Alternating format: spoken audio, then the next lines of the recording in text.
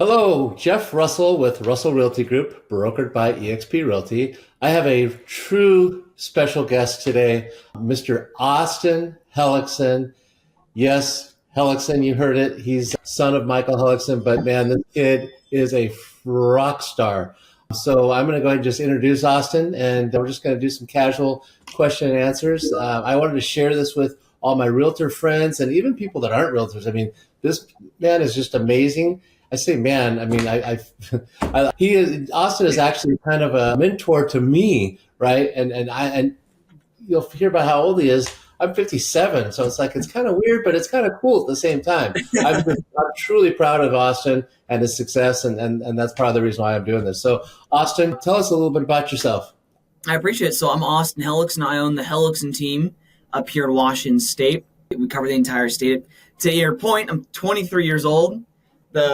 Just had my birthday last month, but yeah, I do a lot of listings, and we saw a lot of homes up here. So, all right. So to give a little context, a lot of people that are watching this know you and know me, but I joined a coaching company almost 7 years ago now called Club Wealth. Austin's father is the founder, Michael Hellickson. I met Austin when he was only, I want to say probably 15 years old, yeah, right? 14 or 15. Now. So 15, 16 years old, around there. He's just some little kid, right? And I'm always nice to him. Hey, whatever. Never even knew he was going to get into real estate. Never knew he was going to get into real estate, but never knew he was going to get in real estate and then pass me up in production. So, but that just proves that, success leaves clues.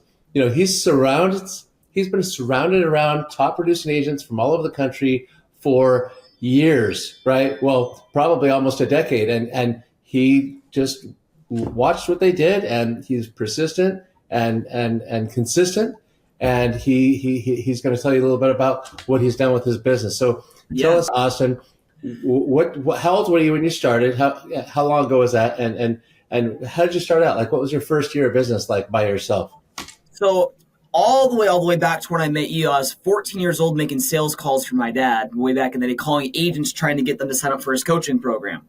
And there's always the cliche saying that you're the sum of the five most people you hang out with, something along those lines, to where being around a lot of high-producing, highly successful agents like yourself at that time, I'm like, okay, if I follow these consistent things that they're doing, I can get myself off to a jump start as well. Turns out I turned 18 years old, do my real estate course while I'm in high school, take my test after I graduate because I'd have my diploma at that point. And at that point, I went on a mission for my church. Came back home from my church mission.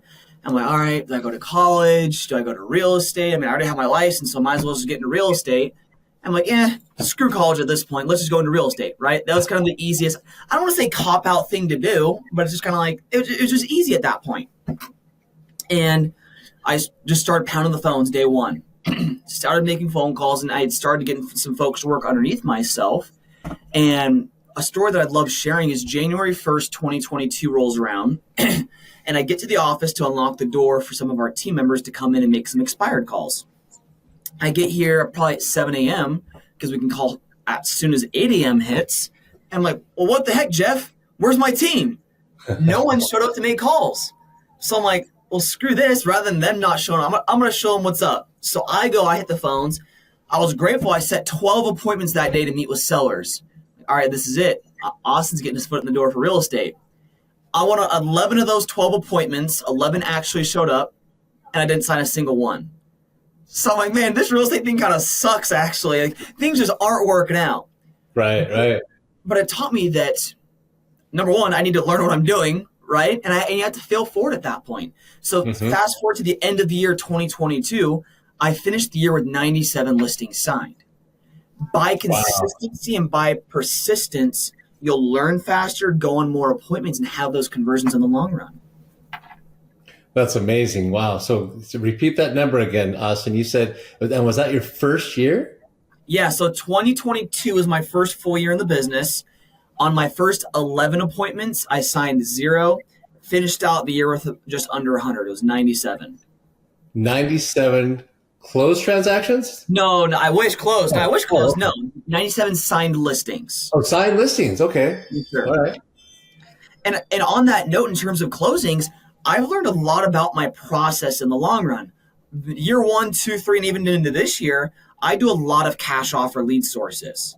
Number one, cash offer lead sources, they'll no show higher than most any other type of lead sources. Once you sign the listings, they cancel more than any other type of lead source compared to some of the other ones we've already mentioned. And I thought to myself, okay, number one, what can I do to get these cash offers to show up more, right? They have very high motivation when they reach out to you, but it seems to tail off pretty quickly. And number two, once they have that motivation, what can we do to keep that up and get them to want to sell and go on the market rather than just signing a piece of paper saying, I'm giving you permission to sell my house? Right. So it's never been a perfect process, but slowly and surely we've been able to start dialing these systems in better. That's great. Well, okay, so you know I'm not going to let you get away with telling your story about that listing you took that was 7 hours from your home. So let's tell this story, because this is a story that everybody needs to hear. So about 3.5 hours away over the mountain pass to eastern Washington, it's called the Tri-Cities, where the Columbia River, the big Columbia River, and the Snake River meet, and there's a lot of people there. This was the winter time, and the mountain pass just closed because they think they got like 15 inches of snow overnight. So I'm like, well, crap.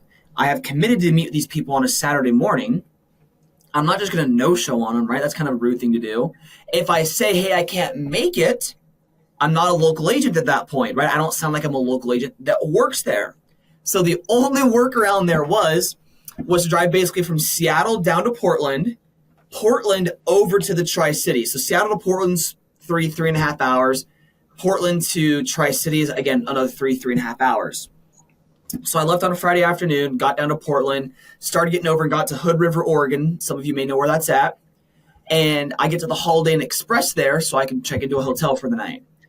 Well, sounds like in Oregon you have to be 21 to get a hotel, because I couldn't get a hotel. I'm like, well, crap, now I got to sleep in my car in a Walmart parking lot overnight. And again, snow on the mountain pass, let me tell you, it was not warm out. It was cold. And I'm sleeping in the back of my car just shivering like, man, maybe this wasn't the best idea. I start driving in the morning to get to this appointment. Bird hits the grill of my car and breaks my grill, headlights flapping like this, getting to this appointment. It's just thing after thing after thing. And then I'm like, all right, it's time to get this listing. I didn't come here for nothing, right? So I get to this house, knock on the door, walk through it, do my listing presentation. Again, cash offer lead source, which I'll get to here in a second as well. What's your cash offer, Austin? I want to know the cash offer. Well, I go through my notes, talk to him about the cash offer. Not even 10 minutes into meeting him, he kicks me out. And I got a 3.5 hour drive back home because the mountain pass finally opened back up. So 10 hours of travel to meet him for 10 minutes? Like, that actually kind of sucked. Yeah. But I learned something very, very, very valuable that hopefully I can relay this to you guys. Set proper expectations. That's one thing I can leave with you guys on this entire call. Set proper expectations with the folks that you're meeting with. When there's proper expectations set, again, communication, you're going to be happier. The client's going to be happier. It's going to be an easier process after everything's all said and done. Right. Yep.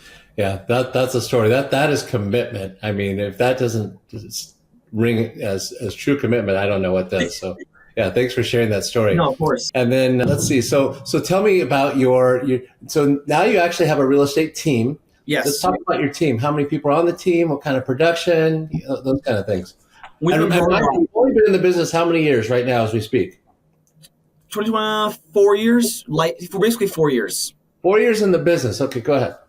Thanks. So we got right now 3 in-house admins, 2 full-time, 1 full-time licensed, 1 full-time not licensed, 1 part-time licensed, 2 full-time virtual assistants that work on the admin side. We're getting ready to hire a 6th, and that's going to be a leads coordinator / more or less my personal assistant on the VA side.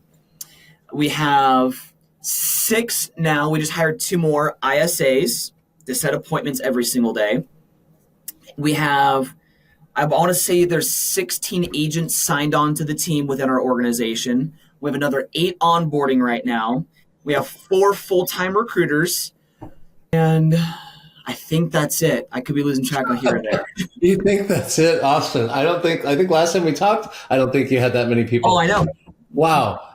I'm so envious and so proud at the same time. You know, it's like I can say I knew Austin Hellickson when. Like, this is awesome, man. It really is. I'll tell you this, to what Jeff said earlier, guys, it's a lot of work, right?